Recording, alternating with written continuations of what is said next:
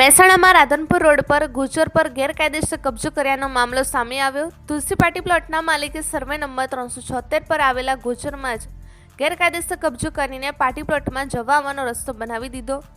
પ્રાપ્ત માહિતી મુજબ છેલ્લા 10 વર્ષથી પાટી પ્લોટમાં બારેમાસ સિઝનેબલ ધંધાવાળાઓને ભાડે આપીને લાખો રૂપિયાના તગડા ભાડા વસૂલવામાં આવે છે। હાલ પણ પાટી પ્લોટમાં ટિબેટન માર્કેટ સાથે સાથે પતંગદોરી સહિતનો ધંધો ધમધમે છે।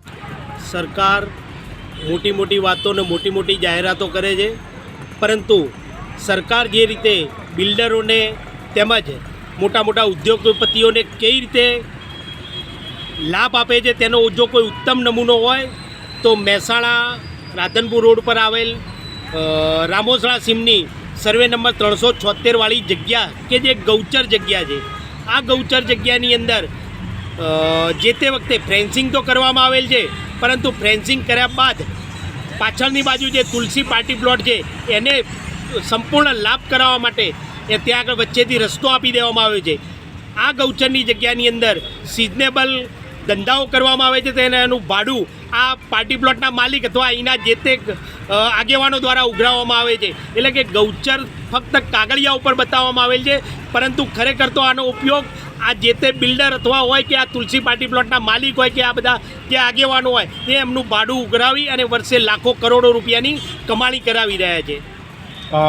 શું કહેવું થાય છે કે લોકો ગૌચર માટે આગળ પડતા આવતા હોય છે અને આવા પ્રશ્નોમાં અત્યારે કોઈ અવાજ નહીં ઉઠાવતો, અને જાણવા મળ્યું છે કે અહીંના જે જિલ્લા પંચાયતના સીટના ઉમેદવાર કહેવાય જે પ્રમુખ એ પણ આ વિસ્તારના છે, તો એ બાબતે શું કહેશો?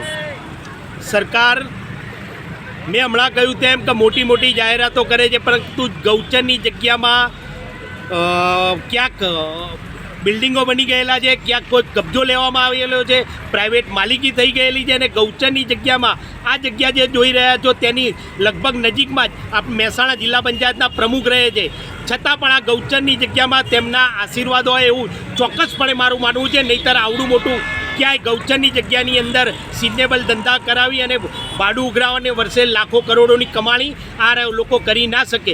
ક્યાંક એમના છુપા આશીર્વાદ હોય તો જ આ શક્ય બને તેમ છે।